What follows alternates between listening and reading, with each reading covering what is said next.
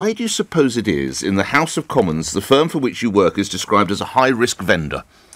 Good morning, Nick, and thank you very much for having me on. Huawei's been operating in the UK for 20 years, so we've been working with the telecoms networks in the UK for 15 years.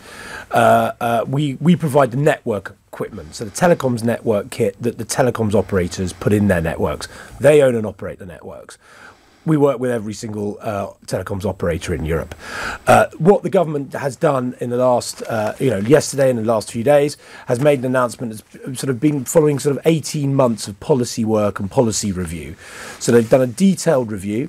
They've said they've looked at the evidence, they've taken an evidence-based approach as the formal phrase, they've looked at the information, looked at the data, and we're reassured as Huawei that they've made the decision to allow us to keep supplying our key customers with the network kit they need to provide connectivity to your listeners.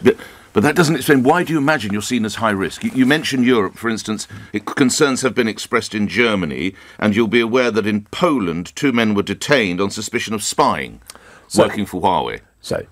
Huawei is a privately owned company. Yes. We're owned by our employees. 95,000 Huawei employees are the only shareholders in Huawei. In terms of the high-risk designation, the government actually set out a series of criteria. It's to do with amount of market share as well as country of origin. I mean, obviously, clearly, we don't agree we're high risk. We hope our customers don't agree we're high risk.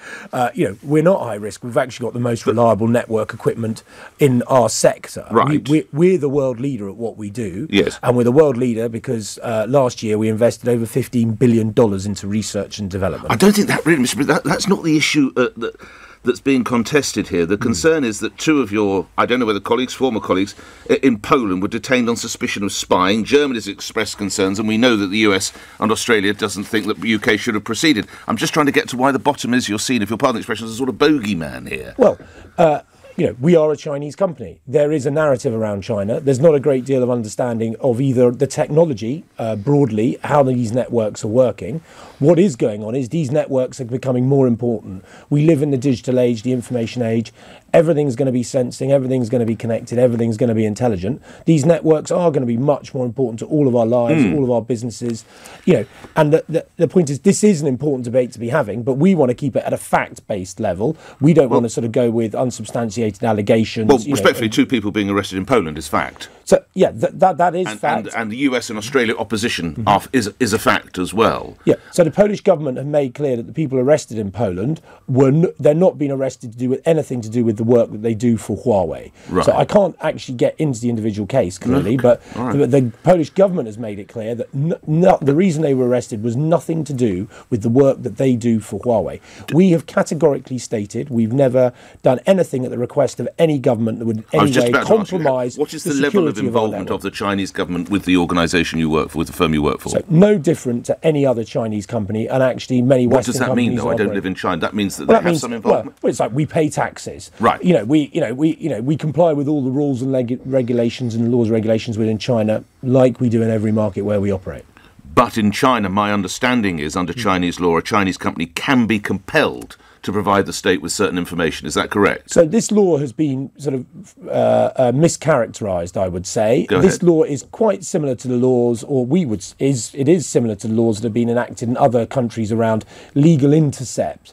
So this issue around governments requesting companies to provide data on citizens. Yep. Right. So that's our interpretation of law. We've had independent law firms look at it. They've also agreed with that. So as in Chinese law firms and Western law firms look at that law. The point here is we sell the network equipment to our customers, the telecoms operators. They own and operate it. We cannot provide any access to that equipment subsequently or access that equipment subsequently, without obviously the permission of our customers. To do so would be in breach of our contracts with our customers. It would be in breach of UK law. So in 30 years of operating, in 20 years in Europe, in 15 years in the UK, there's never been any evidence that any of our kit has ever been used in that way. And so these fears, you would say, are unfounded. Despite the reading of Chinese law that your firm could be compelled to provide information, you're saying these fears are totally unfounded? Yeah, well, we're saying there's absolutely no evidence of that. So we're saying no to, the answer to the question is no. We're a Chinese company, yes, but we're not Chinese spies.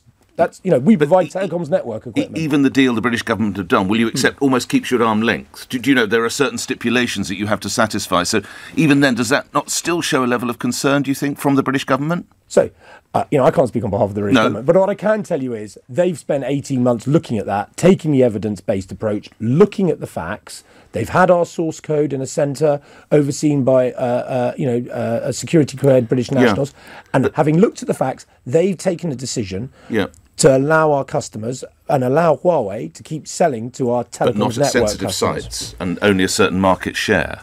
Yep, that's concerns, true. Aren't there? Yeah, you're right. I'm not denying what you're saying. But the point it's like saying, you can come round to my house, Ed, but for God's sake, don't let him near the family silver children. Don't let him in the dining room in case he nicks it. That's effectively what we're saying. Yeah. So we're not interested in the family silver. We're interested in providing good connectivity. The BTs, the Vodafones, the world, they buy our kit because we're the best in the world at delivering equipment that delivers high-speed data to your mobile. We're living in this information age.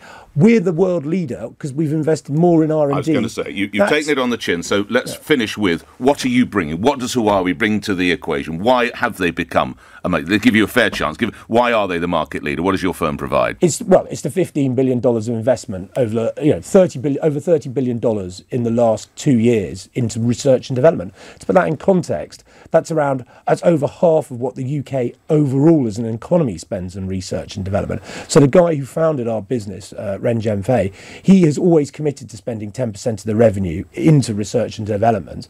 And last year the revenue was over $120 billion US. So that's what's giving us the leadership, the long-term commitment to developing and innovating.